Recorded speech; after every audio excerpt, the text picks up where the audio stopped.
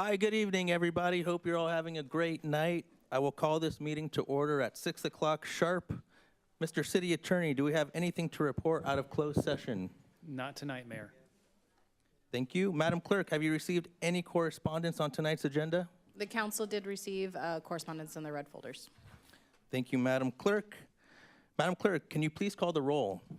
Councilmember Dynas. Here. Councilmember Diedrich. Here. Councilmember Temple. Here. Mayor Pro Tem Carwin. Here. And Mayor Estrada. I am here. We're going to move on to words of inspiration with Josiah Stowell from the Menifee Church of Jesus Christ of Latter-day Saints. Please come to the podium and provide our words of inspiration. Good evening, sir. Good evening. Thank you, Mayor, Mayor Pro Tem, City Council members, other city representatives, and residents of the city. Thank you so much for allowing me this opportunity to share these words of inspiration today. As I thought about these words today, I thought about the one word that brings us all together. It's the word community. David Spangler, an American philosopher, once said, "Some people think they are in a community, but they are only in proximity. True community requires commitment and openness. It is a willingness to extend yourself to encounter and know each other." The definition of community I came up with, or I found online, was a feeling of fellowship with others as a result of sharing common attitudes, interests, and goals. We as a city here are growing fast. We have many challenges that face us on a daily basis. But there's one thing that always brings us together, it's that word community. All of our elected officials, all of us here, because we are a community. We have members of our community who feel like they are on the outside. They are living in proximity to that community. I challenge all of us to be open-minded to our community members, to know that there are struggles, real struggles in life that hit all of us. I like the words of Tom Brady, the greatest probably football player or quarterback of all time. And I don't want to, maybe Joe Montana thrown in, but he gave a good quote. He gave a speech one day. His words I really love. It says, "Team accomplishments far exceed anyone's individual goals. As a community, that is us. Our team accomplishments far exceed anyone's individual goal." So as a city, may we work towards those goals of team accomplishment. And I would like to leave these words in the name of our Lord and Savior, Jesus Christ. Amen. Thank you, Mr. Stowell. We appreciate that. We're going to do the Pledge of Allegiance. I'd like to call on Isabella Bedoya. She is a student at Catherine Newport Middle School. Isabella, will you please lead us in the pledge? Just right where you are. Okay. Yeah. Please stand for the Pledge of Allegiance. Have somebody's off. Right hand over your heart. Ready? Begin. I pledge allegiance to the flag of the United States of America and to the republic for which it stands, one nation, under God, indivisible, with liberty and justice for all. Thank you so much, Isabella. We appreciate that. Next, we're going to move to presentations. Would council please join me at the front of the dais for the first three presentations? Thank you.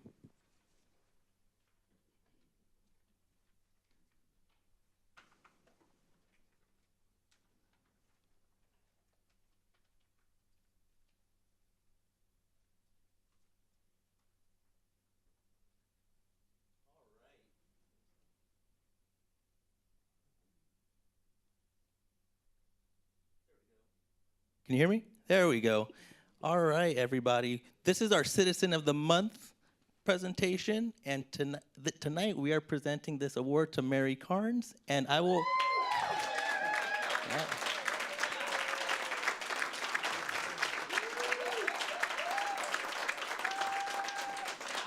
All right. Yeah.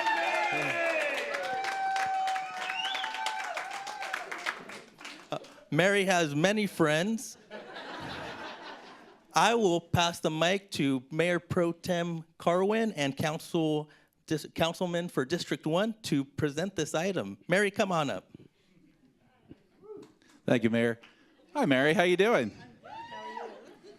So, for those 3 or 4 of you in here who don't know Mary, She's super active in our arts council. She's super active with our community cupboard, but even beyond institutional kind of charitable organizations, she and her husband Chris have opened up their home to our community to celebrate the Christmas holiday. You might remember, heard of the Christmas house. That's her house. And that's right. Now it's Halloweenies.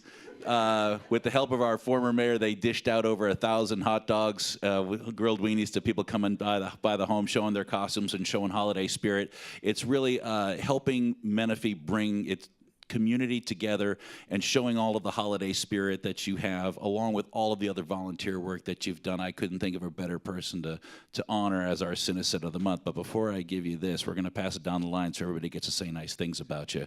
I'm going to pass this over to a council member for District 3, Dan Temple. Well, I'm excited. You know, I actually thought your maiden name at one point was Menifee because you just seem to embody the city. Enjoy going by your house every Christmas and look forward to the hot dogs each year. You've just done so much for the community and for our little area, being so welcoming and inviting to everybody.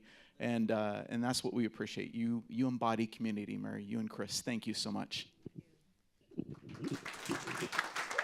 Well, congratulations. Well deserved. You know, it's one thing when you go out and volunteer in the community, but when you invite the community to your home to celebrate, that goes over and beyond. And so I appreciate that much. And the Arts Council, what you're doing to bring the arts to the city, that's just equally as important. So thank you for everything you do, and you really deserve it. Congratulations.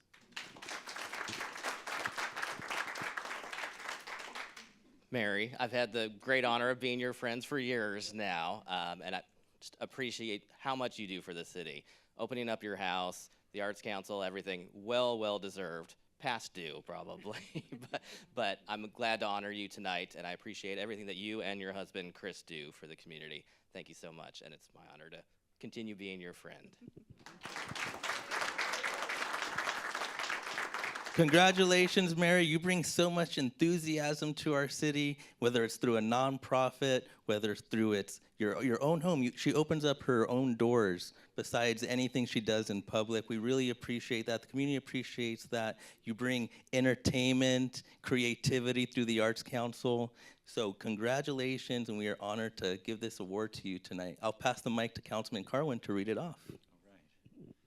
So we have the certificate for you. I'm giving you a 2-minute warning right now. You're going to have to say something as soon as I'm done with this. But this is a certificate that you can hang on your wall and know that the city of Menifee loves everything that you've done and appreciates you. It says, in recognition of your exceptional leadership, dedication, and service to the city of Menifee. Through your leadership in the Arts Council, the Menifee Valley Community Cupboard, and various volunteer efforts, you have made a lasting impact on our community. Your passion for the arts, commitment to service, and efforts in bringing the community together inspire us all. The City Council commends your exceptional contributions and thank you for making Menifee a better place. Now we'd love to hear a little bit from you. Wow. It is truly an honor to receive the Citizens of the Month award from the city.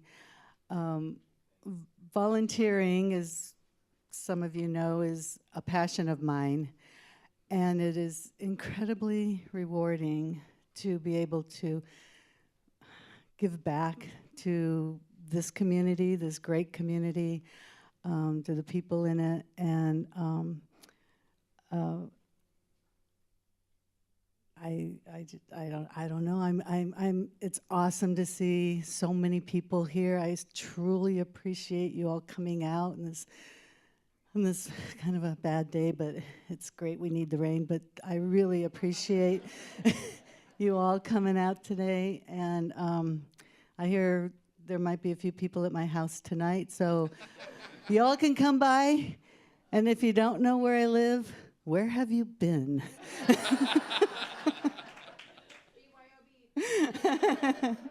And thank you. I really appreciate this recognition. One more time for Mary.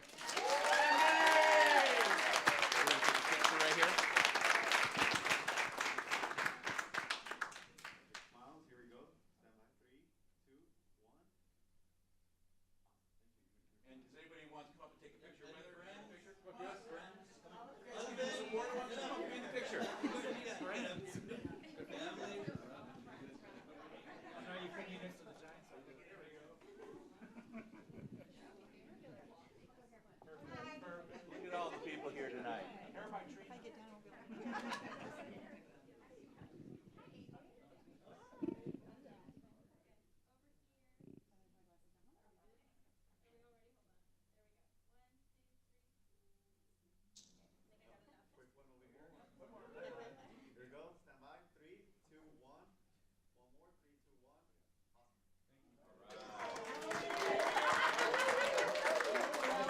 help her up. Hey, you also get a goodie bag.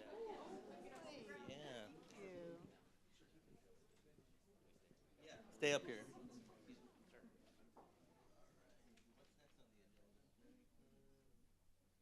Okay, next we are going to dedicate this time for Savage Spin. I will let Kayla Charters introduce this. Hey, Kayla. Hi, thank you, Mayor. Good evening. My name is Kayla Charters, and I'm the Economic Development Manager for the City of Menifee. And I'm happy to be here tonight to be introducing our business spotlight. So, how many of you guys have been to Savage Chef? Right? It's great. It's one of Menifee's treasures, so if you haven't been there, I encourage you to do so. So owners Nikki and Dylan have seen the value in our Menifee community and decided to invest once again into our community and opened up a second business, Savage Spin. So that's what we love to see our businesses do, is to continue making investments in our community, so we're really proud that that happened. Savage Spin is a special place that empowers our their riders to own their wild, to push their limits, to become the best version of their authentic self. Located over at off of Scott Road, over at the shops at Scott's, Savage Spin is our first spin studio in Menifee. So not only did they make a second investment into our community, they opened up a unique business, which is something that our community does not have. So we're thrilled to have them into our community. And so we all heard about those wildfires that happened over in LA recently. So not only are they a new business and a second investment, they are continuing to give back to the Menifee or the community, and they held a charity ride for the LA Fire Foundation, raising over $500. So they have been a great asset to our community. We're really proud of them to have them here and call Menifee home. So with that, I'm happy to introduce our business spotlight, Savage Spin, and we'll go ahead. We have a video that we are happy to premiere for you guys. I didn't know it was a dream until a year ago. I felt like spin had really changed my life and helped me find who I was outside of being a mom and being a wife. It's like therapy in there, like a lot of mental release. Each time I went back, I built a little more confidence, not just physically, but emotionally, mentally. It was just really life-changing. I want to give this feeling to someone else, how I feel right now. My husband Dylan and I decided that we wanted to open Savage Spin to bring that to the community of Menifee. We wanted to bring the passion, we wanted to bring that feeling of connection, and we wanted to bring empowerment to all of our riders so they could see what it was that I felt the first time I walked into a room. We are very proud to be a part of the Menifee community and thankful that we've been accepted so kindly and so warmly by everyone here.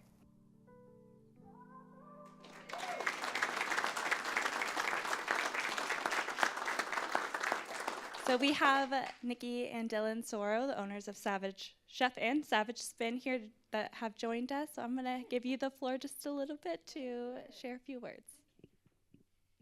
Well, if you can't tell, I'm super emotional about things. It's because we are so passionate about what we do. So everything from the restaurant to the studio, it's because we are so passionate and have so much love for it. We chose Menifee because this community is like no other, honestly.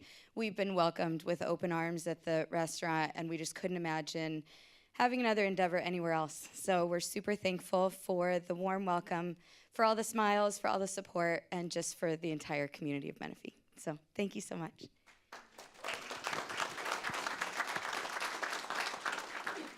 Thank you so much for the honor. All the honor goes to her, to be honest with you. I'm trying to make myself cry. But it is special. She's done a lot of work. I don't know anything about the spin aspect, but I just follow her as much as I can. I do love doing the rides with her, but she is the inspiration and the love behind the studio itself. I'm a chef. I like to feed people. She did find this passion in the spin world, 4 or 5 years ago? And it really has changed her life and has been life-changing. And she does want to share that experience with everybody. It's not just a workout. It's a way to involve yourself, get yourself spiritually better as well, and as well physically. It is a great experience, and I highly recommend it for everybody. At least come in and check it out once. First ride is for free. But besides that, it's an honor. Thank you, Mayor and City of Menifee. You guys are everything, and we will continue to grow and love our community. Cheers. Well, Mr. and Mrs. Sorrell, we are so proud you chose Menifee, and you are one of our family members. I will present this to you, this business spotlight. This recognition is presented to Savage Spin in recognition of your dedication to the city of Menifee and its community, and your continued commitment to improving the quality of life for our residents. Thank you for being here in Menifee. Thank you, Mayor. Thank you. Let's go ahead and take a photo.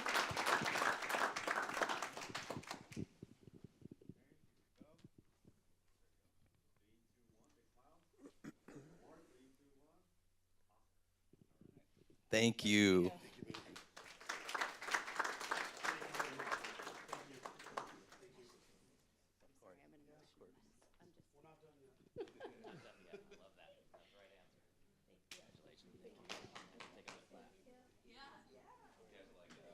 Enjoy that lobster mac and cheese?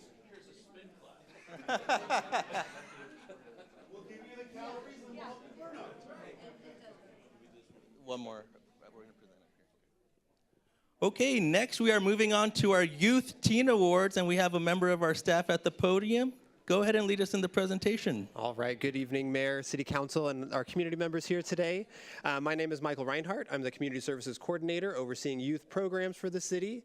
I have the privilege of working with a lot of really amazing teens throughout my program, which inspired us to create the Teen Awards, which started in 2021 to highlight all the amazing things that high school students are doing in their schools and in their community. Since starting the program, we've received so many outstanding nominations, making the decision for our panel of judges increasingly difficult. The Menifee Teen Awards is sponsored by the Lake Menifee Women's Club, who will present our winners with a $100 gift card this evening for their accomplishments. And tonight we're going to recognize three of our outstanding teens for the winter 2025 season, which is the second set of winners for this Teen Awards series.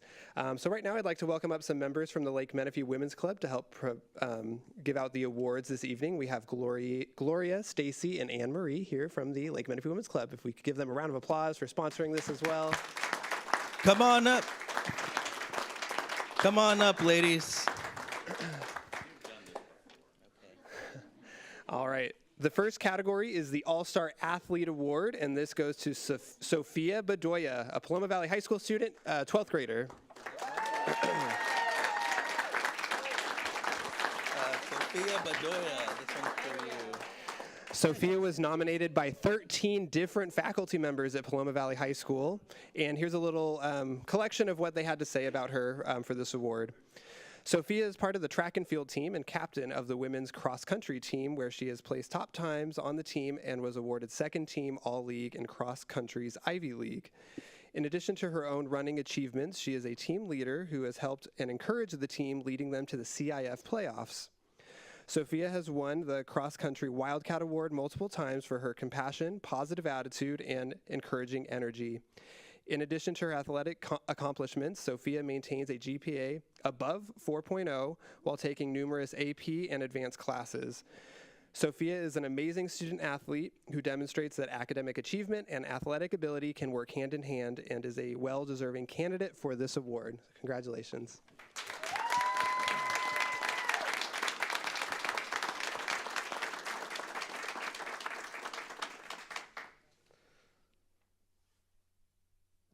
Take a photo.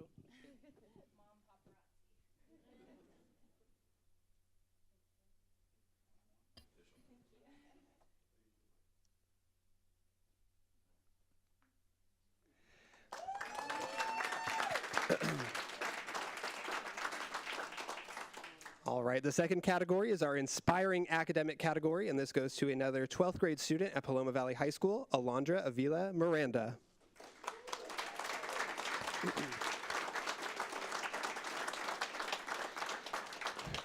Alondra was nominated by 3 different teachers at her school, and here's what they had to say about her for this award.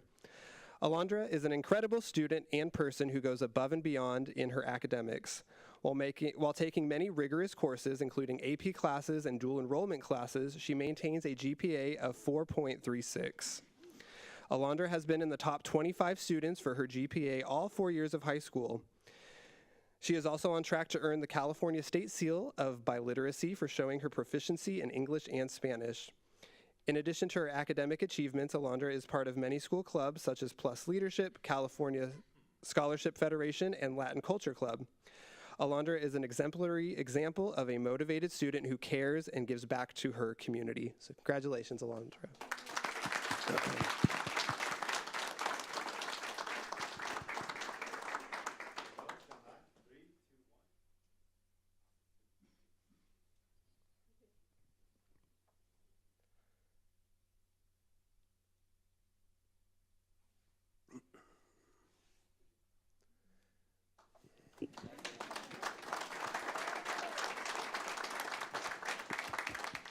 All right, and our final category is the Outstanding Citizen Award, and this is another 12th grade student at Paloma Valley High School, and the winner is Brandy Ayala.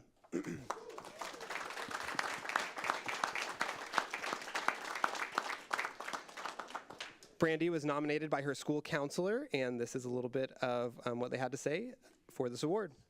Brandy is an outstanding citizen in our school as seen through her accomplishments in peer tutoring plus program, the unified program, and as a youth leader in her boxing club.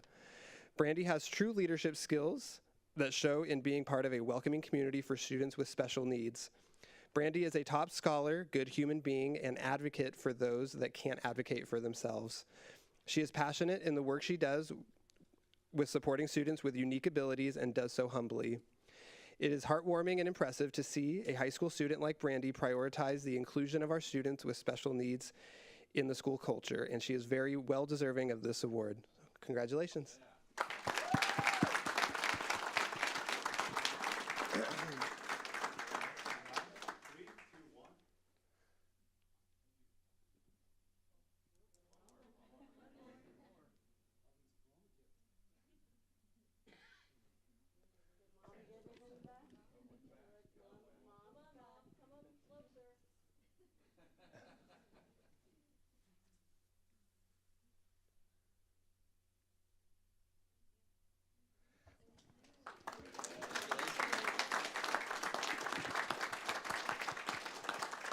All right, congratulations again to all three of our winners this evening. In addition to the $100 prize tonight, all three winners are eligible to win Teen of the Year at the end of the school year, which includes a $500 prize from Lake Menifee Women's Club. If you know any outstanding students in our community, the spring nominations are now open. If you go to our website at cityofmenifee.us/YLM, if you would like to nominate a student, that's where you would go for that. And again, congratulations to all of our outstanding winners today.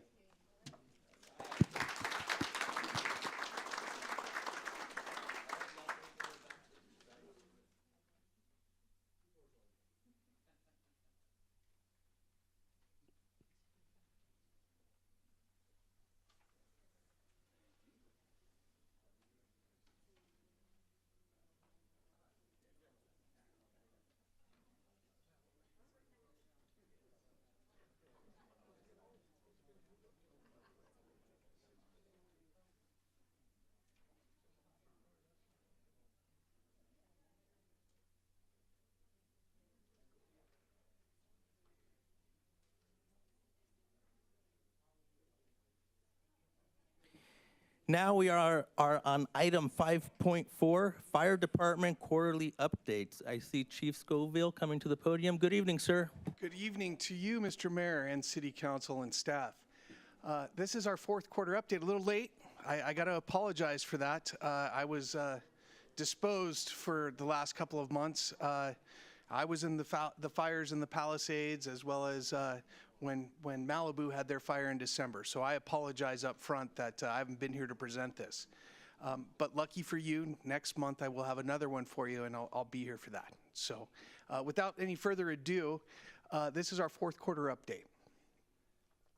We had 4,124 calls for service, 3 structure fires, 235 traffic collisions, and our response times are still below the 5-minute mark at 4.4 minutes. Our automatic aid and cooperative fire protection, we had 11 assists to the city of Canyon Lake, 5 assists from the city of Canyon Lake to the city of Menifee, 441 assists outside the city of Menifee, and 224 assists received from outside jurisdictions. Our cooperative fire protection aid given to the city of Paris for the fourth quarter was 126. Same number for Wildemar. Elsinore, we did 17. The county area, we did 171. And 1 call to the city of Marietta. Aid received. We received 57 calls from the city of Paris, 5 calls from the city of Temecula, and 190 calls for the county area. Our OFM, Office of the Fire Marshal, did 226 plan reviews, 136 planning cases, 1,165 inspections. Inspection turnaround times is 3 business days, and our plan check turnaround time is around 11 business days. Our EMS division, our Menifee Lifesavers. So this is, we put this program on to ensure that we have a zero response. Everybody that we can train in CPR and the use of an AED gives any person that has any type of cardiac issue the ability to survive, as long as we can get those type of things started the second 911 is called. We did 169 lifesavers for 27 total classes held. Our public access defibrillator program, we have 25 AEDs deployed within the Menifee Police Department. We did get some funds, and I don't know if I mentioned this before, but we did outfit every active patrol car with a AED, and it has been used, I want to say, at least twice that I know of to date. Our public outreach, or our Vial of Life forms, these forms can be collected at the front of the city hall here. Those forms are basically the types of forms that you want to use, so when we show up at your home, you have all your medications listed, you have all your emergency contacts listed, you have your ailments listed, right? And then you have your allergies listed. So that way, if we show up and you're unfortunately unresponsive, we're able to pull that off of your refrigerator. It's pretty precise where it says to put it. We can pull that off your refrigerator, and then we can look at that, and we already know what kind of medications are gonna not mix well with you or gonna mix well with you. Our public outreach, 100 sidewalk CPR demonstrations at the Fall Festival, CPR, AED training, and Stop the Bleed training for the City of Menifee staff, Oasis HOA, and the Audie Murphy HOA. We had a Riverside County Administrative Southwest Zone meeting. AMR is the contract for transport from your home to the hospital. They are the exclusive contract here in Riverside County. We were having a little bit, we had some discussions with them. They've changed some things, and we believe that their response times, as well as their public service, is going to become a little bit better. So if you've ever had a complaint with them, then you know, but if you don't, then you shouldn't have one. We had a multi-agency MCI drill at March Air Force Base. This is a type of drill that helps us, a multi-casualty incident. This helps us, this is a low frequency, high technical type thing. You have over 100 patients. You have to walk through and triage them all, put them in certain spots so that way they can get transported to the hospital or treated. The drill went off without a hitch, and our firefighters are smarter for just attending. We had a Riverside County Benevolent Fund shop with a firefighter. We do that here in the city of Menifee every Christmas. I know it's fourth quarter. We did that in the Christmas time. So we did that already. Special events and incidents. Station 76 participated in the National Walk to School Day in October. Sun City Mobile Home Residential Structure Fire in October. The 11th of October, all stations participated in the Great Shakeout Drill, which happens every October, as everybody knows. November 20th, AHA first aid class held at the Oasis HOA for residents. Stop the Bleed class for city employees. We had another residential structure fire on the 1st. Menifee Fire Department participated in the Christmas parade in Winchester Ridge. We had the ribbon cutting for our new fire station number 5. I would like to say that January 10th, we moved in. We are fully staffed at that fire station and responding out of it. And it's a good treat for those guys. I don't know if you saw the old fire station, but I truly appreciate you guys getting them a new one. So moving on, we had a residential structure fire on December 13th. A traffic collision with major injury on McCall Boulevard on the 14th. And the 21st, Menifee Santa Workshop at the Quail Valley Elementary School, and firefighters and fire explorers both attended. Excuse me. My safety message for this month is defensible space. I participated in some of the most tragic fires to date in probably California history. Some of those issues were ornamental shrubbery and unclean properties. That's very important that we get started on that soon.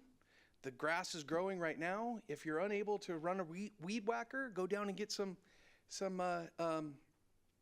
weed killer, put it out there, and buy it at the Lowe's. That'll be important. You got to go get it there. That's here in the city of Menifee. They have it all. You get that weed killer, and you guys don't have to do the weed whacking. The weeds just die. It's a miracle. So if you get on it now, you won't have to deal with it come springtime when it's really bad. But wait till the rain stops. It takes about 3 days for that weed killer to really soak in. And I do it on my property, and I don't have to weed whack anymore. It's amazing. So any questions? Thank you for that update, Chief. Council, do we have questions? Mayor Pro Tem Carwin. Hi, Chief. Thanks very much for that update. It's good to have you back in the city of Menifee. Thanks for everything that you did to help out around there. I got a question for you about the cooperative fire protection slide, the aid given and aid received. Okay. And it's not the question you think I'm going to ask you. Okay. Wow. All right. What I want to focus on is it says aid given Marietta 1. Now, I'd like to know, is that because they don't need aid or because there's another agency that gives them the majority of their aid? Why is that only 1 when they're the next city over from us, where compared to, say, Wildemar is 126 or Elsinore 17, which are much further away? Phenomenal question. Okay, so the city of Marietta does their own dispatching. So therefore, when the 911 call comes in, it comes directly to the city of Marietta. They dispatch out their own resources. For the city of Menifee, when a 911 call comes in, we go with a closest resource concept. That closest resource concept could constitute the city of Paris, it could constitute county areas, or it could constitute Wildemar. Because Marietta has their own fire department and their own dispatching, they have to make a phone call from their dispatch center to call us up to ask us to respond because their equipment's committed to another call. And that is why it doesn't happen all that often. So following up on that, and this is a hypothetical question. Sure. If Menifee had the current staffing that we do, but it was the Menifee Fire Department, would our requests for aid go down? That would be how you worked it out in your contract for automatic aid. We have worked out an automatic aid agreement with the city of Marietta through the fire department, and that was in the strategic plan.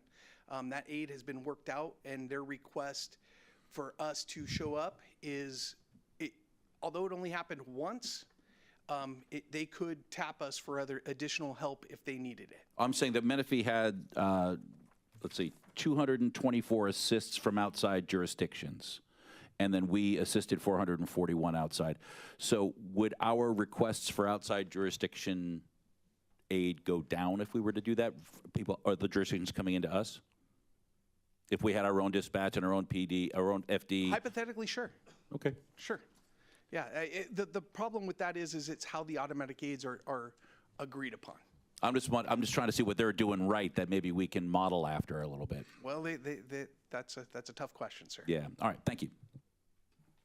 Chief, I have a couple questions. Sure.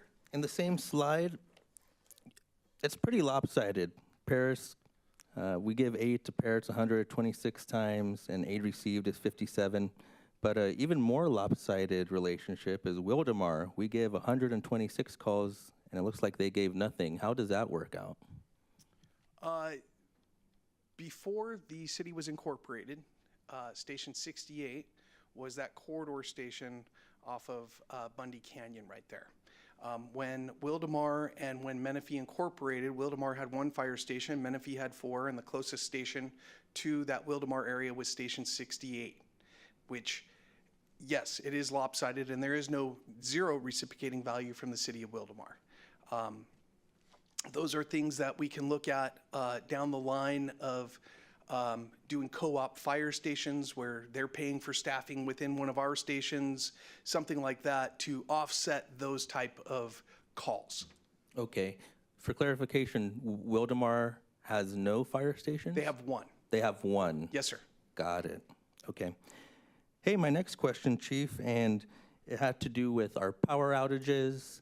And I would like the public to know during that time period with the power outages and the fires going on in LA County, how much Menifee resources were sent? How many of our firefighters or equipment did Menifee personnel contribute to helping out that cause? Yes, absolutely. So I was one of them. So the first day of the fire, I was sent out down to the Palisades fire. By the second day of the fire, we dispatched Engine 7 out of the city. It was part of a strike team that went to the Eaton fire, and then that engine actually went to the Palisades fire, along with Chief Bill Law. Battalion Chief Bill Law was the strike team leader with Engine 7. Okay. Well, thank you for that update, and we are very happy that you all are home safe. Thank you very much, sir. I appreciate that. Yes.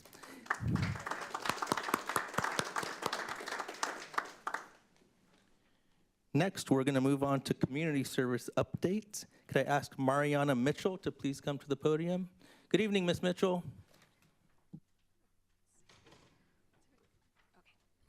Good evening. Okay, I was trying to get this down a little bit, but okay.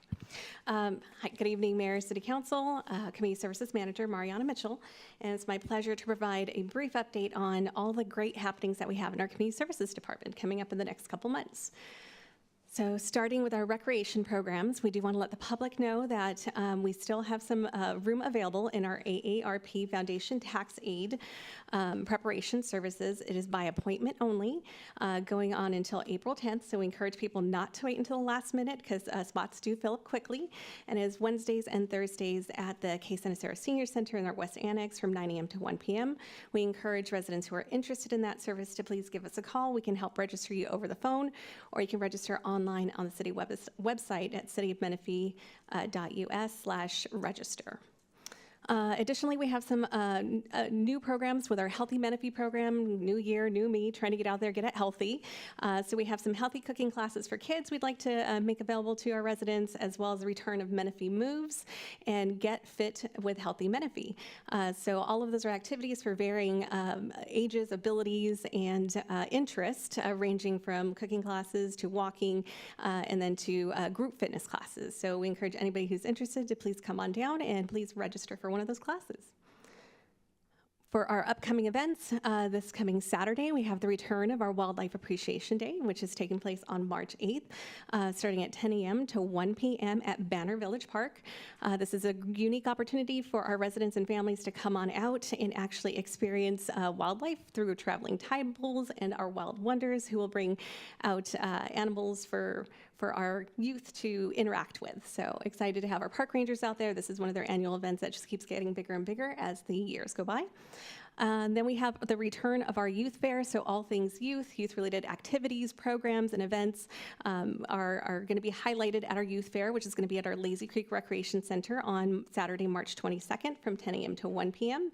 And then after that, towards the end of the month, we have our Welcome Home Vietnam Veterans, which is a returning event as well, where we get to acknowledge our Vietnam veterans in an appropriate way with our Paloma Valley High School educating our youth on what had occurred upon their return.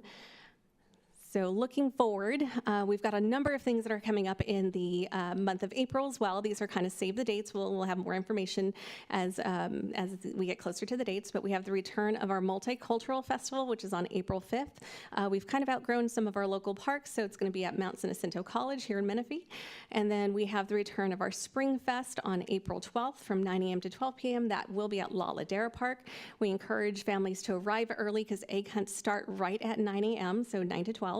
But every age group does have 2 opportunities to participate.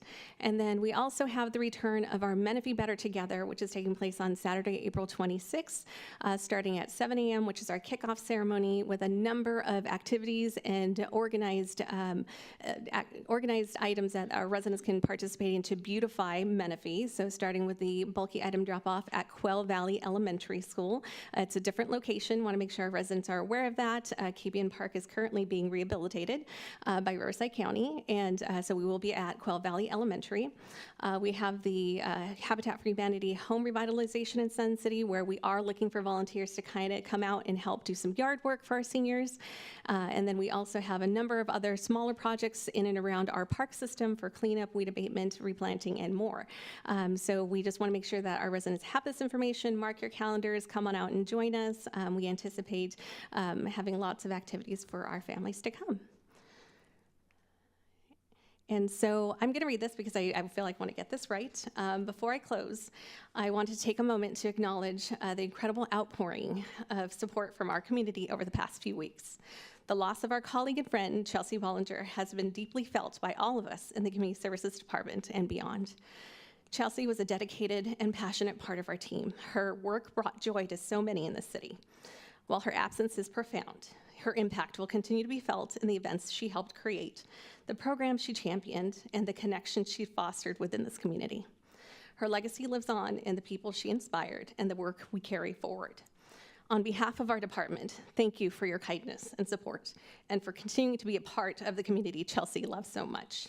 We remain committed to serving Menifee with the same passion and dedication that she brought every day. So with that, I am available for any questions. Thank you. Thank you for that presentation, Ms. Mitchell. Council, do we have any questions? Okay, hearing none. Thank you, Ms. Mitchell. We know your department works very, very hard, and we really appreciate it. Thank you.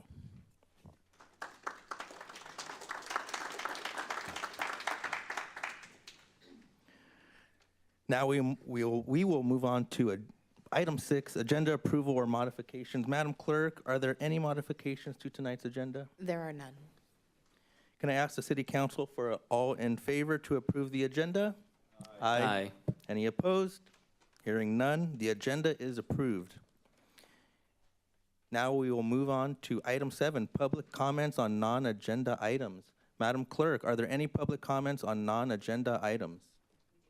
Okay, Madam Clerk, then I will read this statement.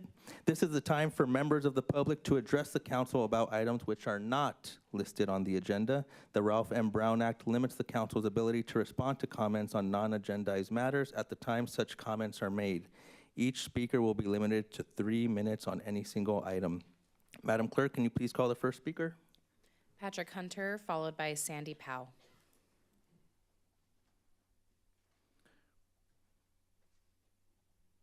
Welcome, Mr. Hunter. Thank you and good evening.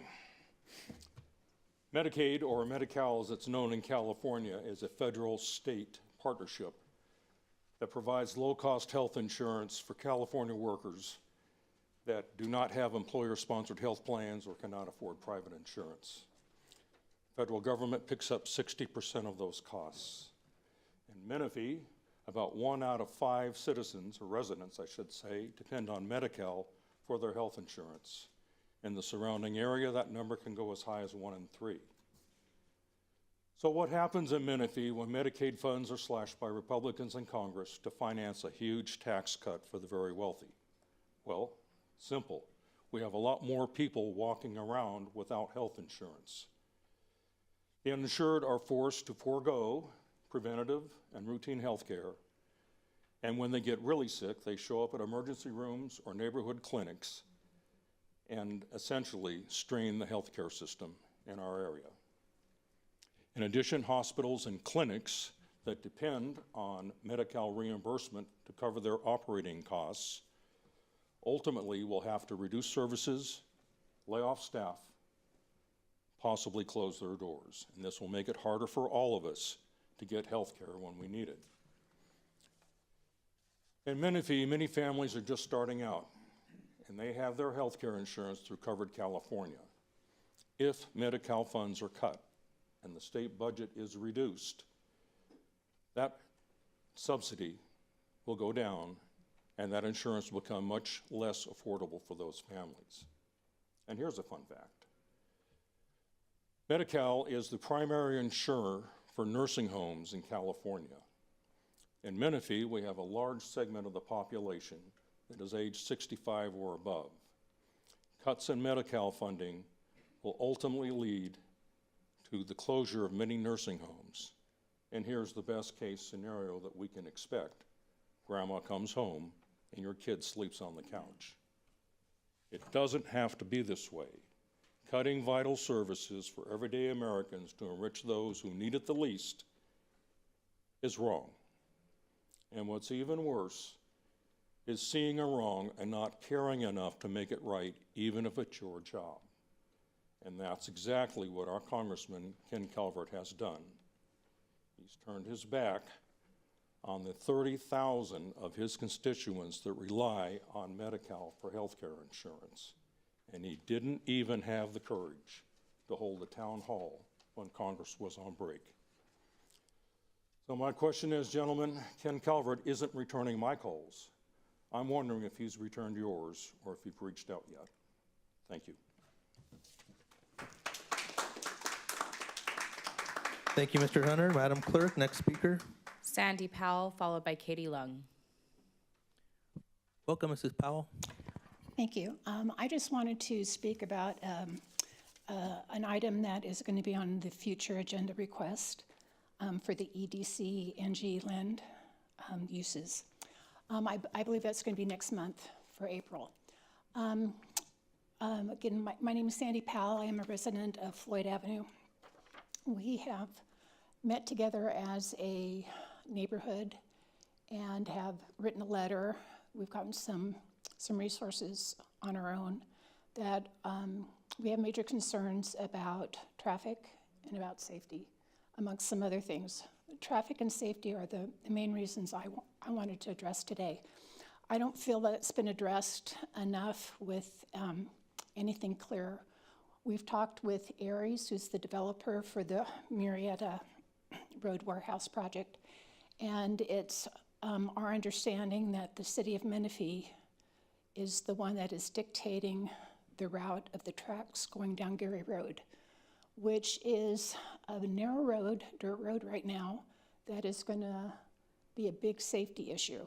There's children that live on those corners, and there is, I know the Capstone project has been approved. There's been discussion about maybe using an alternative route on the south end where the power lines are, which would not utilize Gary Road, which would cut our neighborhood. I strongly feel that that is something that needs to be looked at for the safety of our neighborhood. Another issue that I would like to address also is coming out of Floyd Avenue onto Murrieta Road. There's been no concrete direction that I've heard about safety issues for us to exit our neighborhood. I have proposed possibly a stop sign or something, but the traffic on Murrieta Road, as all of us know, is not good, and it is not going to improve with the additional warehouses that are going to go on and with the additional neighborhood that's going on up off of Getz Road. Those are major concerns, amongst some other things. We did write a letter to the City Council. It's addressed to Mr. Carwin, but I think everybody received it. A lot of the concerns that we have are addressed in here. The ones that I would like to, again, talk about is the traffic impact off of Gary and Murrieta Road. I think there's a different, if you approve the warehouse, I think there's alternative ways that we can have the trucks exiting besides Gary Road, going off to going north, and also the environmental impact. Ms. Powell, your 3 minutes are up. Okay, and the diesel particulate matter, I think that those are a major concern for our neighborhood also. Thank you. Thank you, Ms. Powell. Madam Clerk, next speaker. Katie Lung, followed by Gloria Sanchez.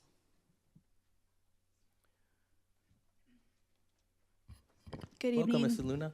Good evening, Mayor, Council. Katie Luna with the Menifee Valley Chamber of Commerce. I wanted to, I know they've left the room, but I wanted to extend congratulations to Mary and the Savage Spin family. Mary is a great ambassador for the Chamber, and Savage Spin family is also a member of the Chamber, so we're very happy for them. Thank you for honoring them. I wanted to share with you tonight that the Menifee Valley Chamber of Commerce has kicked off our promotion for our Patriots Cup golf tournament that's going to be coming up May 23rd at the Menifee Lakes Country Club. We hope that you can join us. I'm going to leave some flyers in the back of the room if anyone is interested. That's all I have for you this evening. Thank you, Mrs. Luna. Gloria Sanchez.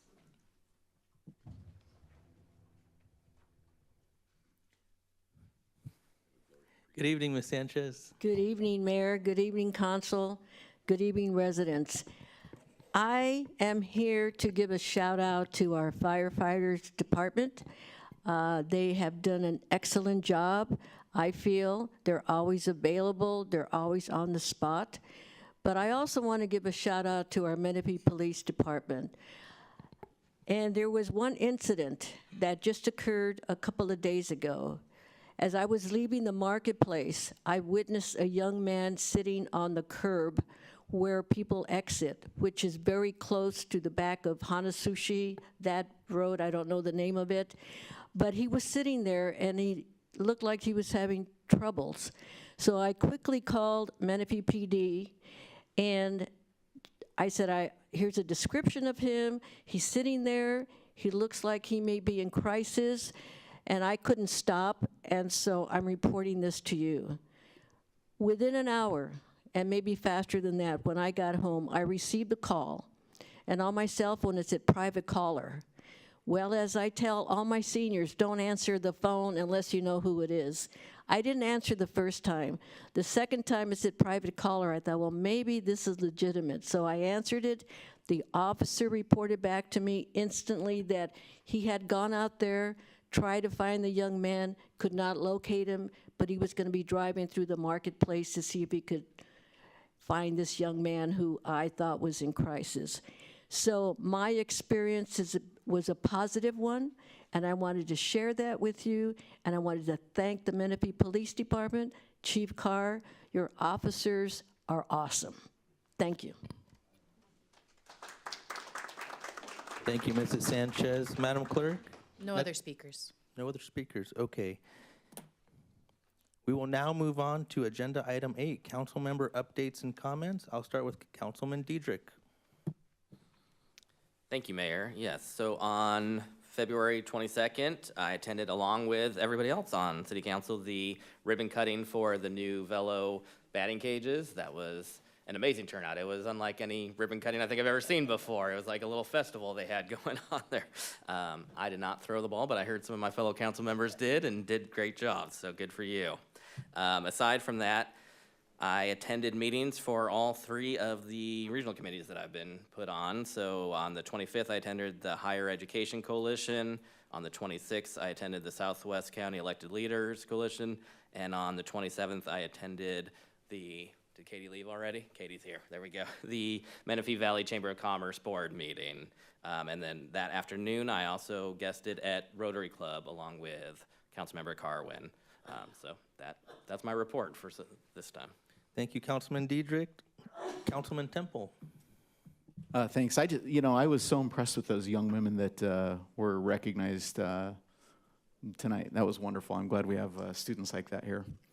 On February 21st, I attended ribbon cutting at Nahara Law Group. On the 22nd, I was also at Velo Training Facility ribbon cutting. 26th, we had our joint workshop here. I have that down. On the 28th, I attended an Arts Council gathering and watched Bob Carwin jam on the guitar. well worth it. And then on May 3rd, I attended a Board of Directors meeting in Riverside for the Riverside Conservation Authority. Thank you, Councilman Temple. Councilman Dynas. Thank you. I also attended the Velo Training Center's grand opening. Though I didn't throw the ball, I did hold the bengay for those that did. On the 25th, I attended the amphitheater ad hoc meeting with the Mayor Pro Tem. The same day, I attended the Finance Committee meeting. The 26th, I attended the Southwest Teen Now Subcommittee for the RTA. The 26th, we had the Joint Council Planning Workshop. The 27th, I attended the RTA board meeting.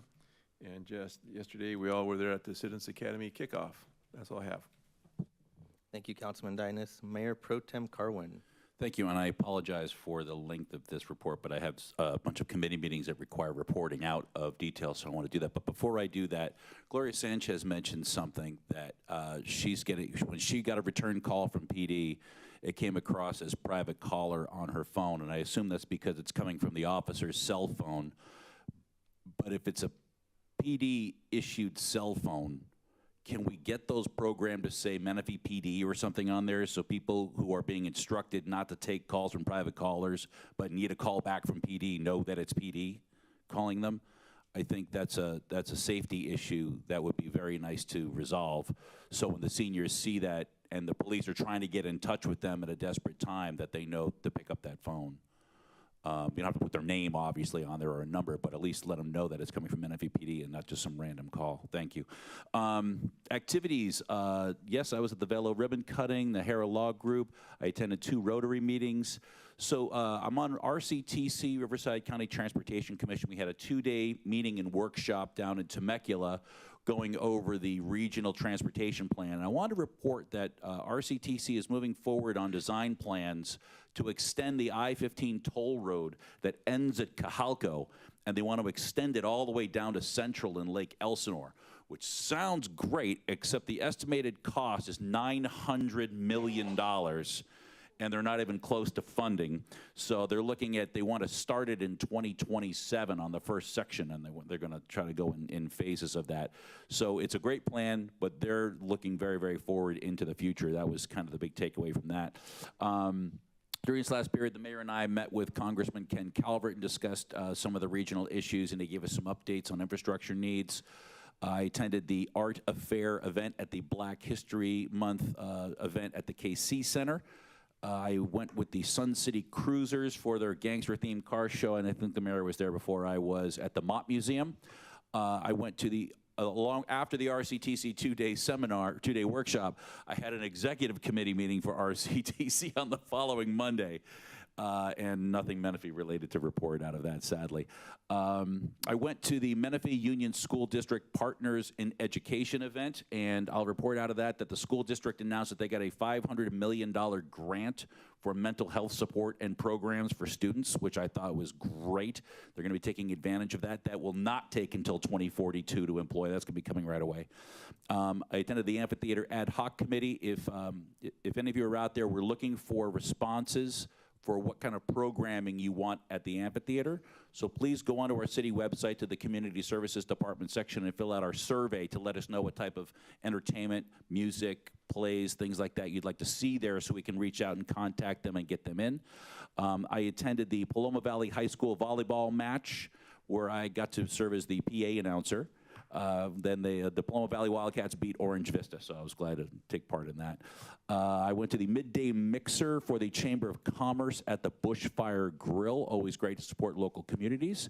Walker Physical Therapy had their 30th anniversary, and they held an open house, and I went over and got to say hi to John Walker and congratulate him on that on behalf of the city. The Menifee Arts Council had their music event at the Center for Spiritual Living. I got to play there, and Dan and his wife were there. It was very nice to see everybody. Last Monday, I went to the WRCOG Executive Committee, and this is something I really wanted to report out. So the Air Quality Management District is, I don't even know how to describe what they are, but they're a self-encompassed organization made up of some elected officials and some appointed officials, and they get to basically just set policy. and they are proposing an amendment to their rules banning gas-fired heaters for commercial and residential property. So if you've got a gas water heater and it breaks down, you're gonna have to replace it with an electric heater and get it retrofitted and all that other stuff, even though we can't support it on the electric grid at all. So they passed a resolution to send a letter of opposition to AQMD for that, and I brought that back to the city, and the city has also submitted a letter of opposition to that proposal as well, so hopefully that will make some difference. I believe all of us were at the Citizens Academy at the Helm first session, and I want to announce that the McCall Boulevard left turn pocket is done and open and ready for business. Thank you to June Conant for bringing that to our attention with a plan drawn on a napkin for me that became a real life thing. You ever see those kids who, you see the like people get the Tesla electric truck and it's a picture of like a 2-year-old's drawing of what a car should look like? That's exactly what June did. She drew me what the intersection should look like, and it came out pretty close. So I thought that was great. So thank you for participating in that.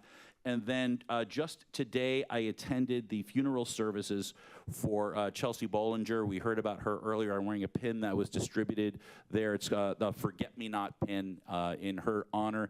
And I just wanted to mention something that happened at the funeral, which was just heartbreaking. So she was supposed to get married on June 7th.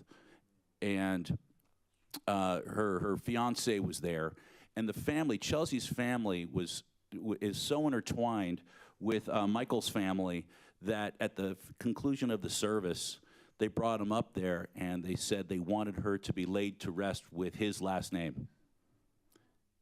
They didn't get a chance to get married and start their family, but they wanted her to be laid to rest as an intertwined family.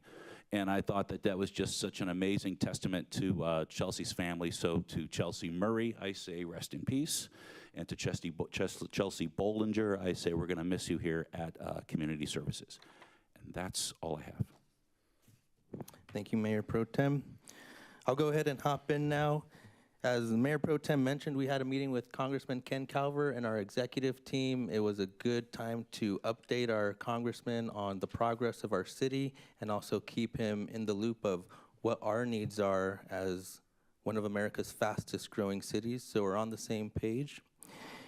Next, I went to the Menifee Pony opening day. I got to throw out the first pitch. I also went to the velo ribbon cutting. As my colleague said, we threw out some pitches there in the bullpen.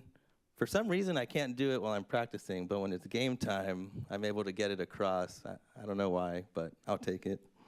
I also went I will vouch for you. I think I saw you get one across. I think you threw a strike. I'll vouch for you. Okay. I must have been looking up at the sky and being, why did I miss another? But if I got one across, thanks. Thanks for reminding me about that. I went to the Mott Museum open house, and the Sun City Cruisers had an event there, so I went out to support them. I also had a meeting with Dr. Arath, our Paris Union High School superintendent, and we talked about the infrastructure needs near our high schools and what the city can do to partner with him to provide adequate safety for our students. I went to the Walker Physical Therapy 30th anniversary, right there on Bradley Road. I went over to show moral support there. All the council was there for the Citizens Academy, and yesterday I went to the Chelsea Bollinger viewing and provided moral support to all her family and friends. Chelsea, may you rest in peace, and we miss you. That is all for my updates. Next, we're gonna move on to agenda item number 9, approval of the minutes. There are 3 sets of minutes for the council's consideration. Does the council have any modifications? Hearing none, can I ask the city council for all in favor of approving the February 13th special meeting minutes, the February 19th regular meeting minutes, and the February 26th special meeting minutes? Aye? Aye. Any opposed? Hearing none, the meeting minutes are approved. Next, we're going to go on to the consent calendar. All matters on the consent calendar are to be approved in one motion unless a council member requests a separate action on a specific item of the consent calendar. If an item is removed from the consent calendar, it will be discussed individually and acted upon separately. Unless otherwise directed by a member of the city council, the vote on ordinance adoptions will reflect the prior action of each council member when the ordinance was introduced. However, If a council member is not present at the city council meeting, their vote will be reflected as absent. Madam Clerk, are there any requests to speak on the consent calendar items? No, there are not. Okay. Are there any items the council wishes to pull for further discussion? Hearing none. Can I get a motion and a second to approve all of the items on the consent calendar? So moved. Second. Okay, we have a motion and a second.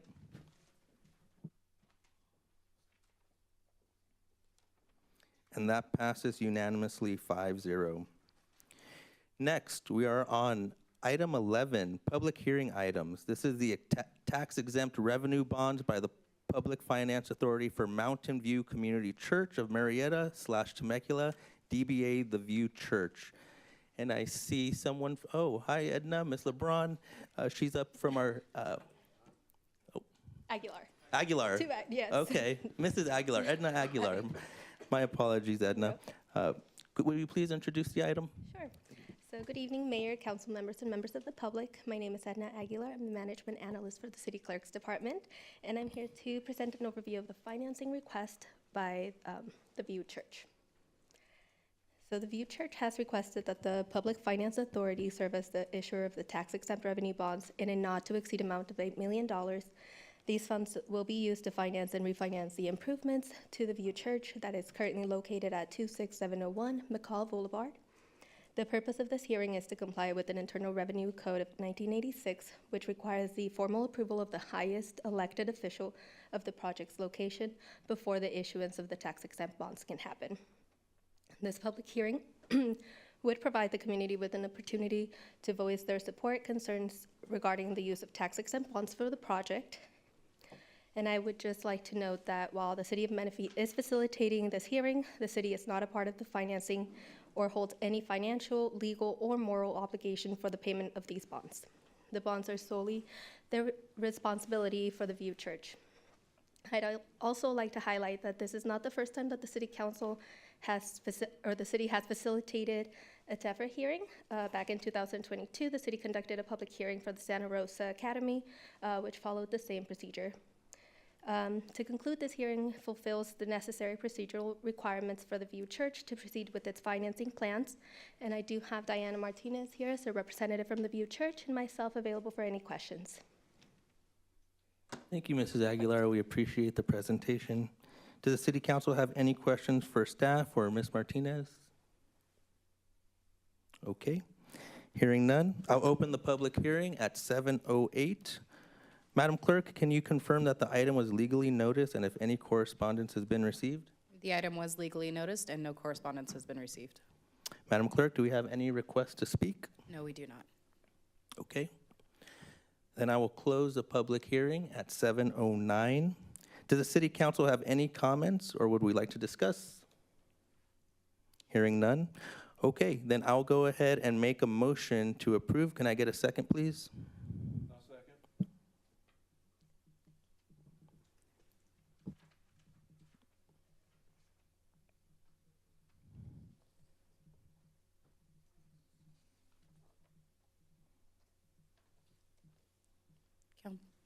Councilmember Temple, is your screen up? My screen's blank. I vote yes.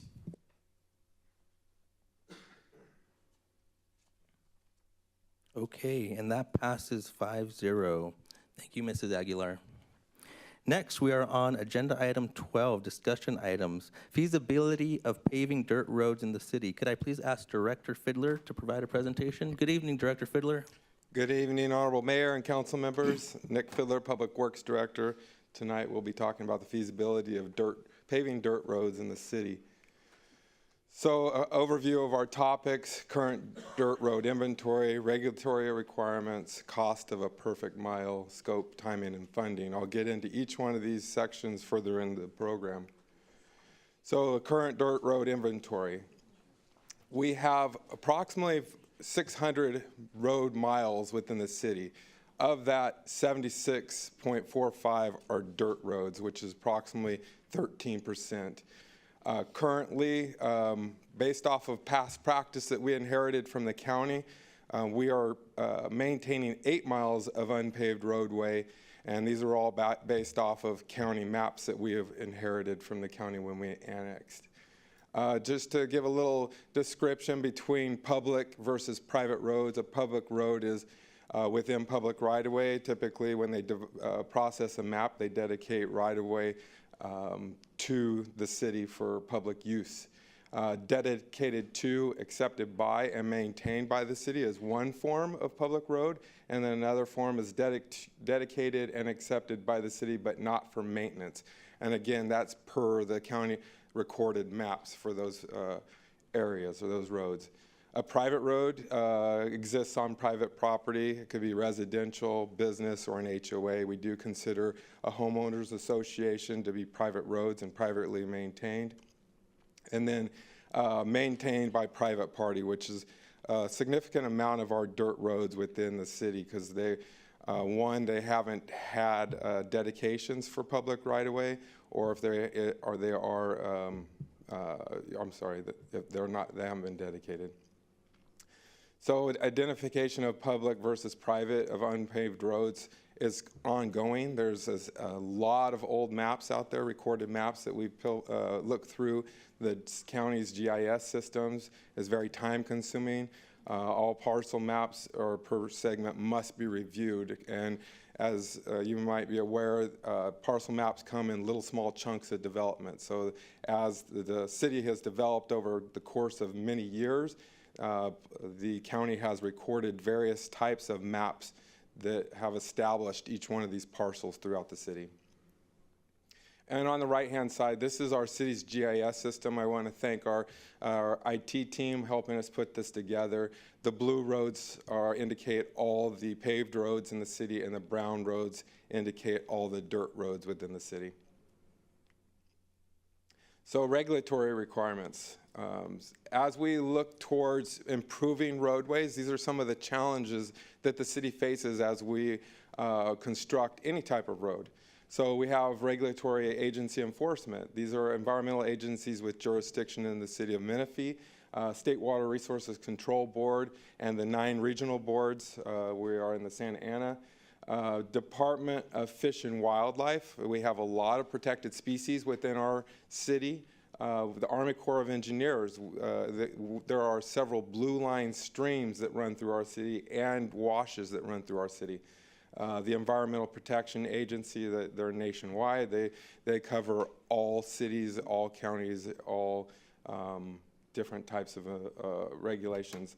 So, and then the Department of Water Resources. Again, trying to protect our watersheds, and just so everybody's aware, our watersheds go directly into either Canyon Lake and then ultimately into Lake Elsinore. So the potential environmental challenges, specific challenges when paving a road. When we do pave a road, we are making a current pervious surface into an impervious surface. So what that means is currently a lot of the water is capable to pass through the dirt, but once you put an asphalt surface on it, it does not percolate through, and we then have to treat that water runoff within, we try to treat it in the right of way, but sometimes we need additional space, and you'll see that throughout town where we have little detention basins to help capture that water, clean it, and then send it on down the line. Treatment facilities and water conveyance systems may require pumps. If there's a lot of topography, we would have to pump those areas out to somewhere else or over the hills and get it back to a drainage channel. Blue line stream crossings, they're all over the city. Those create quite a bit of challenge. Protected habitat, we have burrowing owls, vernal pools, fairy shrimp. There's all kinds of vegetation that are protected. And then the maintenance of new hydrologies. So that's an ongoing effort as we continue to pave surfaces. As you know, we have a pavement management system that we maintain in order to keep our pavement at an acceptable level. Environmental and challenges continued.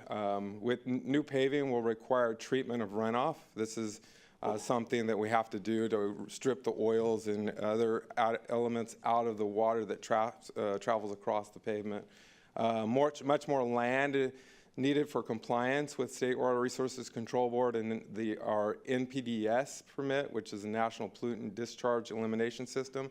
And then upcoming NPDES permit mandates increase and requirements become stricter.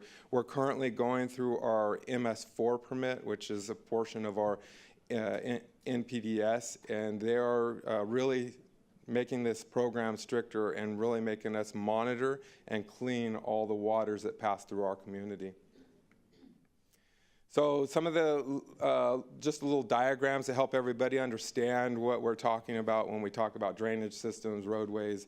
So this is an example of on the right of a detention storage basin. What this does is it helps the sediments drop out of the water before it travels on to the outflow. And again, on the left-hand side, you can see potential storm drain systems that run underneath the ground and then outletting somewhere else into another body of water, which could either be a blue line stream or a detention basin. But it has to be treated, and a lot of times it's treated at the inlets. We have little water quality devices that sit inside those inlets that help pull all the solids out of the water or oils that may be transferred.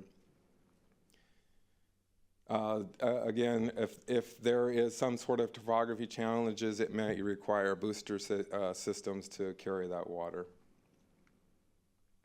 So, like I mentioned before, there is a lot of blue line streams within our community.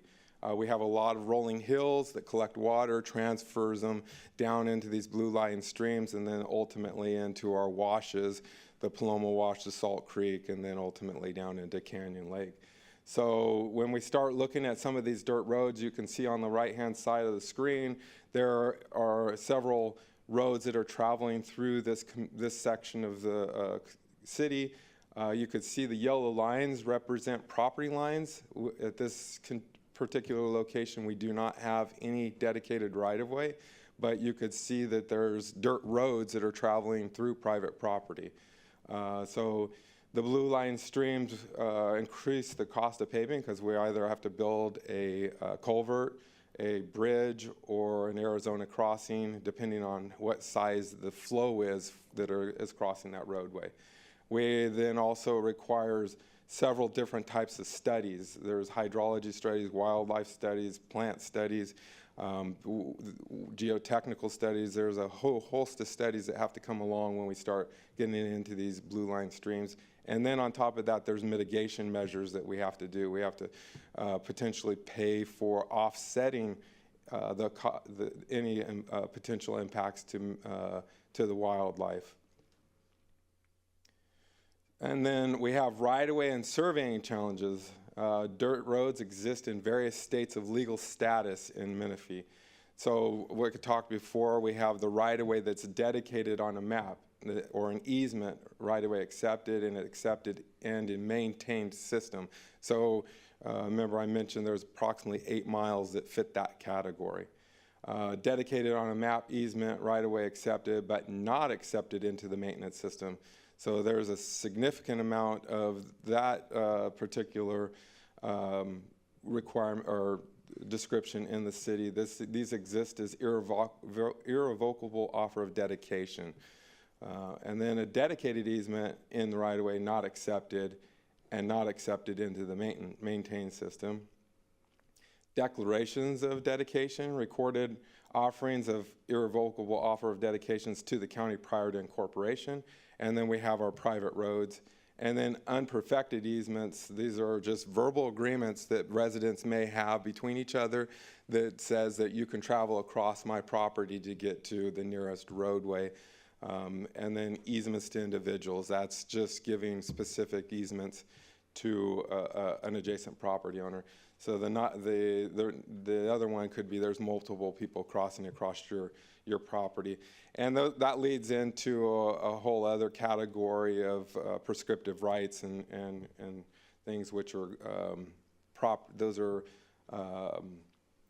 public or not private disputes, not public disputes. So here's another example of an area within the city that we have some survey and alignment issues. We have half-width dedications, 30 foot by subdivision to the north. So typically our roadways range about 60 foot in right-of-way, so that this 30 foot is only half of what would be required for a roadway. Blue line stream impacts, again, you could see the blue line that kind of meanders through the property. Dedications from the south, not yet offered. That dedication would run through 2 structures if it were to be dedicated. Currently utilized paths, the north is currently utilized path is north of the dedication. And then if you look at the public right-of-way currently blocked because there's a house in the way. The north-south roadway has current travel that's going outside of the existing right-of-way. If you're looking at the road on the left-hand side of the screen, you can see the dirt kind of travels into the private property. And then in order for us to pave the road, we would need additional right-of-way to make the roadway per our city standards. So we just wanted to give a sense of what a cost of a perfect mile, and I'll get into the description of what a perfect mile is. It's more of what would be the cheapest cost for a roadway, a mile of roadway, based on it has to be fairly level topography. That means there's no big drastic elevation changes. Publicly dedicated, so we don't have to acquire any additional right-of-way. And then our biggest thing is there are no major drainage issues. When we come into here and we're building a roadway, your costs can escalate 4 to 10 times depending on how much drainage infrastructure you have to build. So on the general plan, we have 2 rural roadways. We have a rural collector, which is a 36-foot wide roadway with 2 lanes in each right-of-way, each direction. One in each direction, and then it has a 56 total right-of-way to accommodate that. And then we have an established a rural local, which is a 28-foot wide 2-lane roadway with a 48-foot total right-of-way. So the rural collector, here's the cost of what we call a perfect mile. Again, that perfect is that there are no major hurdles in the design and construction of the road. So for a rural collector, which is the larger of the 2, this is typically what happens for a rural collector. We have several rural locals that will connect into a rural collector, and it's a feeder street to some of the side streets. So if you're looking at that, that's roughly $2.5 million for a mile worth of roadway. And then for a rural local, it's just under $2 million for a mile. And just remember, this does not include the right-of-way acquisition. These rural roads do not have curb and gutter, they do not have sidewalks, and they do not have street lights. This is just the base that goes underneath it and the pavement on top, and some minor drainage improvements. So, scope, timing, and funding. So, to scope paving 96.45 miles, you're looking at just over $156 million of perfect mile paving. Realistically, in our community, that number can be 4 times to 10 times higher because of the amount of topography, the amount of environmental sensitive areas, the amount of, we have dirt roads that have huge boulders right in the middle of the road right away. Just to relocate, move any type of additional easements that we would need for slope easements. So this was just to give a baseline for you guys to understand what kind of challenges we would be facing. and that would be the absolute cheapest cost possible if we had a perfect scenario for our roadways. This would be a long-range city project. This would take years to complete. Just to go through all the efforts, we'd have to take one road at a time and go through it, study it, look at all the impacts, and proceed from there. There is very limited funding sources that can be used for these type of improvements. There are funding options. There's a local improvement district. This would be very much similar to a CFD that you would see on a new community, where the improvements are placed on the adjacent homeowners' properties, and that would be paid back over 30 years. We would look at who benefited from these roadway improvements and distribute those costs accordingly. Improvements are this is for improvements only. Again, we have to go back to long-term costs. There's going to be continual maintenance and upkeep of those pavement surfaces. So with that, I'm happy to answer any questions. Thank you, Director Fiddler. Very comprehensive report. Council, do we have any questions to begin? Okay. I have a couple. I'll go ahead and start off. I have many residents who mentioned back when Menifee was under the county that the county would go in and maintain, and the term they use is blade their street. They say now that the city of Menifee doesn't do the blading, and they make claims that their street was better maintained when it was county. Can you help fill us in what the city's role is in maintaining some of these rural roads when there's a call made or when there's a safety concern? Yes, thank you, Mayor. When we incorporated, we took over a lot of the areas that the county maintained. We worked closely with the county staff to determine which roads they have historically maintained.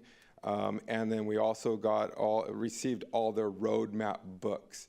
We're going through the process, and we're putting right now all those roadmap books into our GIS system. But from what we've collected, like I said, there's about 8 miles worth of roadways that the county has accepted into their 8 miles of dirt roads that they have accepted into their maintenance system. Again, we continue to look through each one of these claims on a case-by-case basis, because we get those same claims as well, and we will reach back out to our county counterparts. There's a gentleman that's worked with the county for nearly 40 years, and we reach out to him quite frequently to get his advice on what they did maintain and did not. And then we also look back at we'll go to the GIS systems and look to see what has been accepted and not per the recorded maps. Okay, so it's an ongoing endeavor where we double check and follow up on, hey, this was historically maintained by the county and accepted, and now we will carry that out and follow. That's correct. Okay, great. And on a case-by-case basis, we also work with our fire department. If they've reached out on a couple occasions and said, hey, this is a safety hazard, and we've worked with the fire department, and we've made some corrections to areas to assist them to make sure that they can provide service to those facilities as well. Okay. Another question I have, is there any streets you have noticed that maybe are low-hanging fruit that the city can add to its CIP plan that you think would alleviate traffic or help our circulation that's currently dirt that's not on the CIP? We did a pilot program about 8-9 months ago where we didn't pave a road, but we did a chip seal on the road. We're still continuing to monitor that, but that was on Briggs Road between Garbani and Wickard, a little segment. But that road it had a significant amount of base. The county had worked that road quite a bit. So we They did a little section of it. We watched it perform for a year or like 6 months, and then we went ahead and extended it to the remainder of Briggs. But that's about as low-hanging fruit as we can get. There's an option of maybe doing some of these little tiny chip seals where it is an ideal candidate for it. There's not a whole lot of those, but we continue to look. Okay, thank you, Director Fiddler. Council, any other questions? Seeing none. Okay, Madam Clerk, are there any requests to speak, or has any correspondence been received? No correspondence has been received, but we do have a public comment. Okay, Madam Clerk, can you please call up the public speaker? Christine Nordstrom. Welcome, Ms. Nordstrom.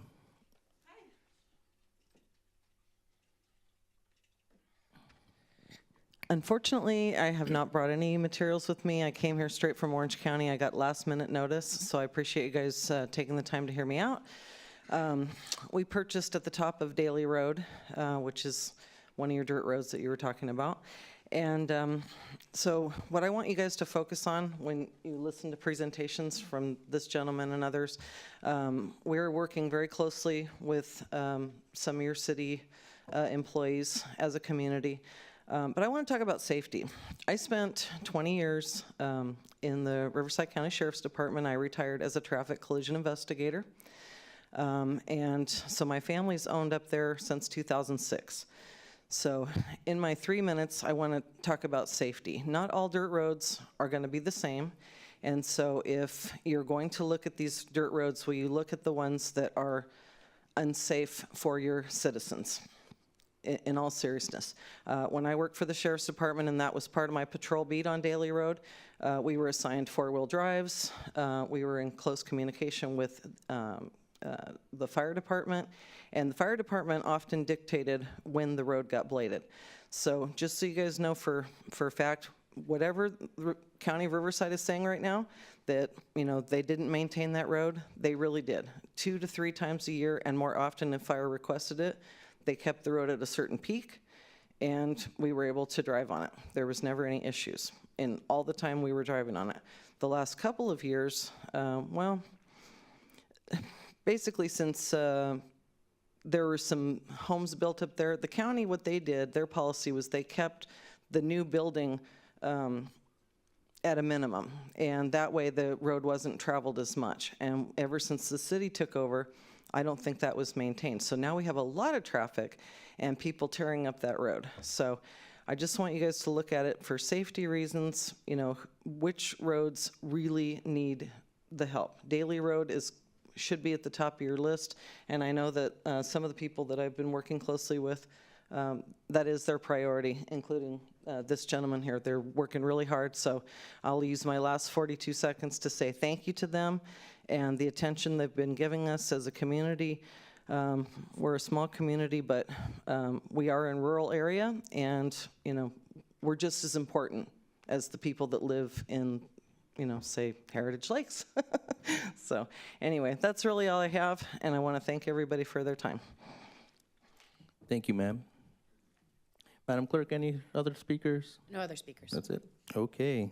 Thank you, Madam Clerk. Okay, Council, this is our time for comments and to discuss.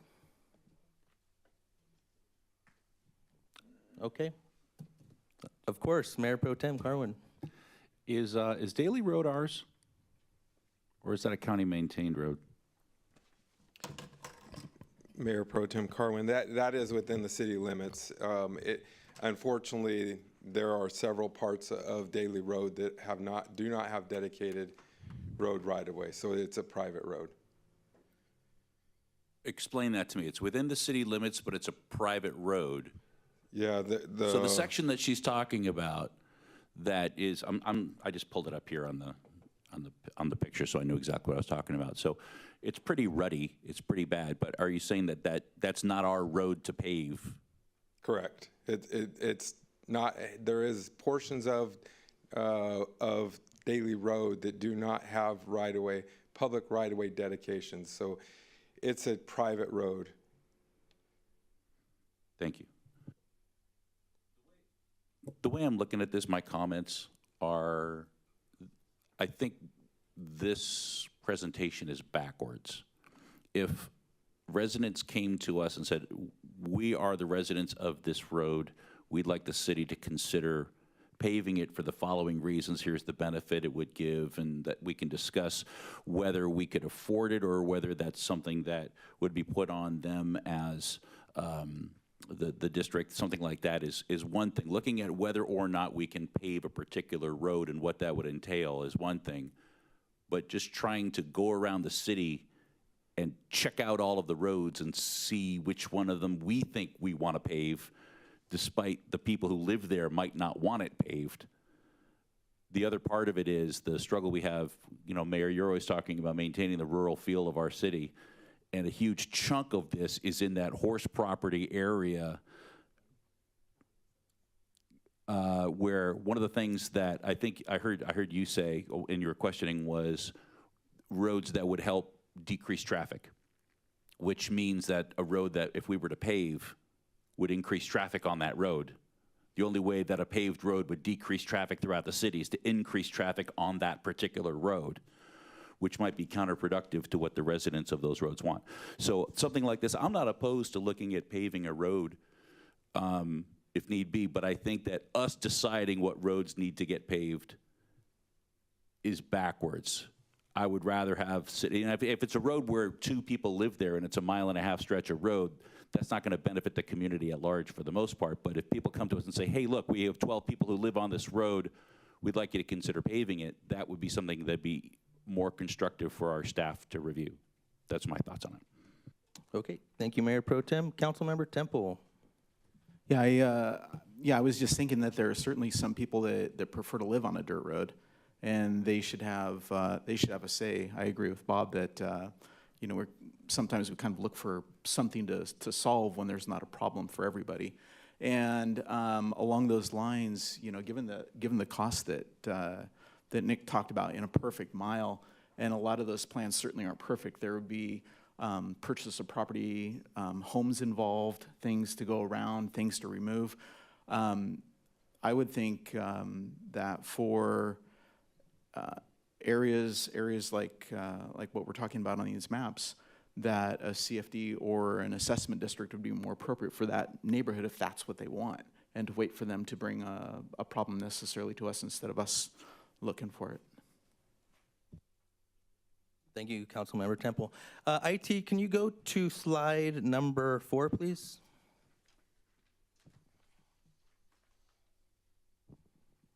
It's the map. Okay, the red is unpaved road, correct, Director Fiddler? Yeah, it's a brown, yeah, a red color, yeah. I'm colorblind. Is it brown or red? Yeah, it's brown, yeah, not the blue. Yeah. Yeah. Yeah. On the map. Yeah. Okay. Yeah. So, being a former District 2 representative and a citywide representative, if we look at District 2, man, there's a lot not blue, and so many residents would email me and call me.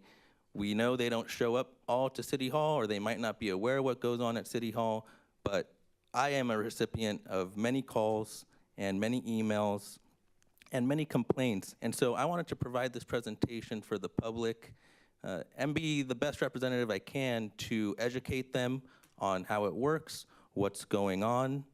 Down Marietta Road, many dirt roads. Across Scott, many dirt roads. And so I wanted to make sure I did my job as a representative and brought this issue to light. And that's why I also brought up, you know, how does the city go about maintaining roads when they compare to the county and they say, hey, maybe Menifee can improve here. And so I thought it was very important. You know, I had a couple solutions in mind. One was if we can put together a step-by-step plan for maybe how a community can start an LID. You know, if that community is interested in paving their roads, what residents have to do to get that process started, what's it look like, and that way we empower the residents to, hey, the city might not be able to address this for you right now, but if you and your neighbors are interested in this, these are the steps you take to start an LID. And that way we empower the residents who have concerns about this, and we pass this to them and give them an opportunity to solve a problem in their neighborhood. That was option one. Option two I had in mind was having staff put together a plan to pave the $156 million worth of roads. It sounds like some of the council colleagues may be a little bit hesitant of putting that plan, but I don't want to speak for them. But you know, I don't imagine Menifee accomplishing that in a short time window, but at least we would have a plan to address that. And then the third option I had was providing residents maybe some transparency on how often their street would get maintained or bladed, because a lot of residents always would ask me as their District 2 representative, hey, like I said, when is Menifee gonna maintain this, or can they come maintain this? So those are the options I had in mind to provide better customer service for them. Councilman Diedrich. Thank you, Mayor. And I put mine in before, so you stole a little bit of my thunder of what I was going to say, and that I think this presentation was highly educational, both for us as a council and for the residents to maybe have an answer somewhat of, hey, why hasn't Menifee paved all of our dirt roads yet, right? I mean, I think this is a good indication of why that hasn't happened yet and the amount of work that would be required in order to do that.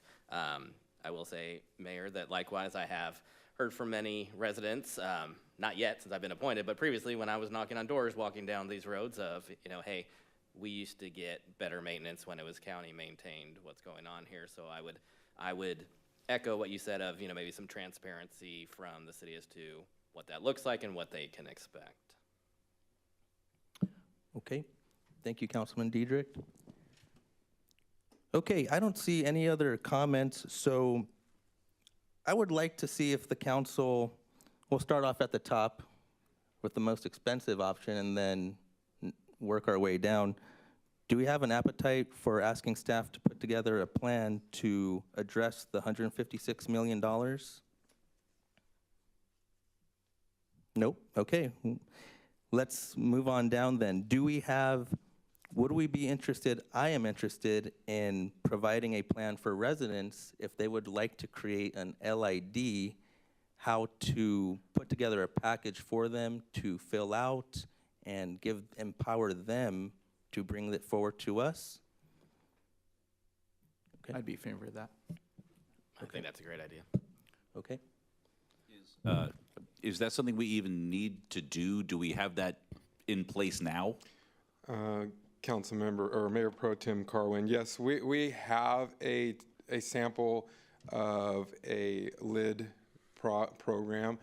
We can bolster it up a little bit to make it a little bit more user friendly. But yes, there has been a policy or a program that has been created in the past, and we can add to it to make it a little bit more easy to understand. Because we have met with a few residents, we've provided them the LID policy procedure, but we can definitely vamp it up. Okay, Yeah. and where can they get that package, or where can the council direct them? Right now, you can find it on the internet. Just it would be a local improvement district. Do we have a link on our website somewhere? Yeah, I'll get back to you. I don't know the exact link, but it is in our website. When you say the internet, is that something that's specific to Menifee? Yes. Okay, so it's when you say the internet, you mean our website? Yeah, our website. Yes. Okay. I'm sorry. So if you went to the search bar and you put local improvement district. Yes. Okay, great.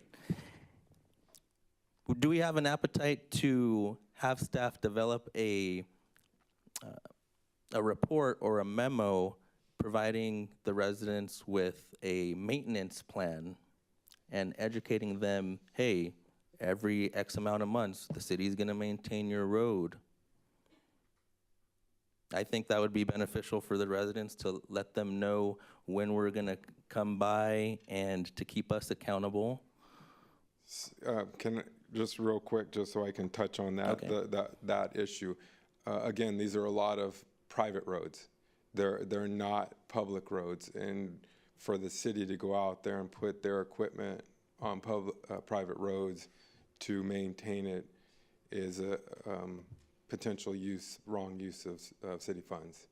Okay, so there are, well, I wouldn't want to do that, but there are roads, like we have residents who have said, in the past, the county has maintained it for them. So for those, and those who you are working with to, you said you talked to the county, right? Yep. And you're trying to find out which roads were prior maintained. So where can residents find out when their road is gonna be updated, or can we bring some transparency for that? Yeah, and we're trying with our website, our GIS layers. We're trying to add those layers in there so they can actually see what roads have been dedicated and accepted for maintenance.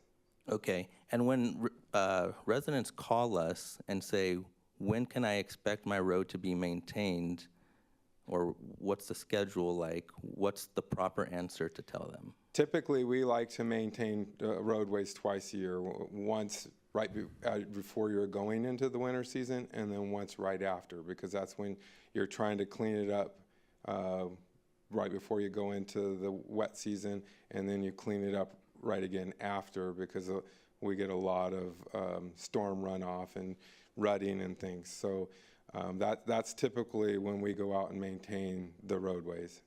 Okay, so when residents reach out to us, I'll make sure I convey that same message, and that will help keep me accountable, help keep us accountable, that, hey, we're not meeting our deadlines, and maybe we missed one, and we'll be right out for you. Yeah. Hey, can I jump in? I want to ask a question about that, go a ahead. clarification on that. So the sequence of events was before 2008, when we became a city, the county is maintaining some of these roads, which at that time still were private.